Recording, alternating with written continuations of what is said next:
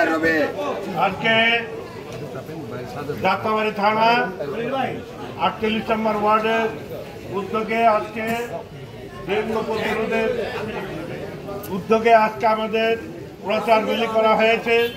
দেশটায় তারেক রহমানের নির্দেশে আমরা এই ওয়ার্ডে প্রত্যেকটা গলিতে আমরা প্রচার বিলি করেছি।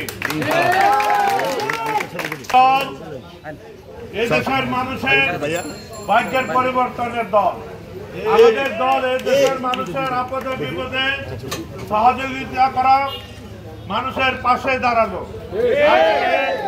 সারা ঢাকা শহরে এবং আমাদের যাত্রাবাড়িকে ডেঙ্গু রেড জোন হিসাবে ঘোষণা করা হয়েছে, কিন্তু বিগত সরকারের আমলে, স্বৈরাচারী সরকারের আমলে এই স্বৈরাচারী মেয়র সিটি কর্পোরেশন তাপস এই এলাকার কোনো উন্নয়ন কাজ করে নাই, কোনো মশামাছির ওষুধ দেয় নাই, এলাকার কোনো পরিবেশ কোনো সময় এবং এই এলাকার পরিবেশ দূষণে আজকে এলাকার মানুষ বিভিন্ন রোগে আক্রান্ত হচ্ছে। আজকে যদি আমরা এই স্বৈরাচারী সরকারের মেয়র তাপসকে যেখানে পাবেন সেখানে তাকে গণপিটুনি দেওয়া হবে, এবার তাদের যে কমিশনার তাদেরকে যেখানে পাবেন তাদেরকে গণপিটুনি দেওয়া এই দেশ তারা করবে। তারা বৈষম্য বিরোধী আন্দোলনে এই কমিশনার এই মেয়রের নেতৃত্বে এই এলাকায় আমাদের ছাত্র ভাইদেরকে বৈষম্য আন্দোলনে করেছে, তাদেরকে বিভিন্ন মামলায় হত্যার আসামি করা, তাদেরকে ধরে ধরে নিয়ে আইনের আওতায় আনতে হবে।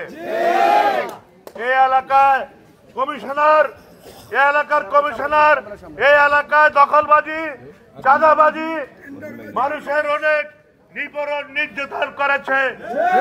এই এলাকার তার বসবাস করার আর কোন যোগ্যতা রাখে না। আজকে সে অবৈধভাবে এলাকায় পানি সংযোগ দিয়ে টাকা নিয়ে সংযোগ দিয়েছে, অবৈধভাবে গ্যাস সংযোগ দিয়েছে লাখ লাখ টাকা নিয়ে, লাখ লাখ টাকা নিয়ে মানুষের বাড়ি ঘরের কাজ বন্ধ করে দিয়েছে, যে টাকা দিয়েছে তার বাড়ির কাজ হয়েছে। তাই এই সমস্ত কমিশনের এলাকায় থাকার যোগ্যতা রাখে না, তাদেরকে যেখানে পাবেন সেখানে গণপিটুনি দেওয়া পুলিশের হাতে অর্পণ করবে। আজকে দেখেন এলাকার অবস্থা কি, রাস্তাঘাটের অবস্থা কি, এই ক্ষুধা খান্দা রাস্তা কোনো সংস্কার করে নাই। আজকে আমাদের যাত্রাবাড়ি চৌরাস্তার অবস্থা দেখেন, যেমন একটা বস্তি এলাকা, এখানে ময়লা আবর্জনা পায়ের নিচে পায়খানা প্রস্রাব, দেখেন কি অবস্থা। যেমন একটা ঢাকা শহরে আমরা একটা সিটি গেট বলি, এই গেটে ঢুকতে মনে হয় যে আমরা একটি বস্তিতে ঢুকছি এবং আমরা যাত্রাবাড়ির মানুষ একটা বস্তিতে বসবাস করছি। এই সরকারের কাছে দাবি, এই ডেঙ্গুর প্রতিরোধের জন্য সিটি কর্পোরেশন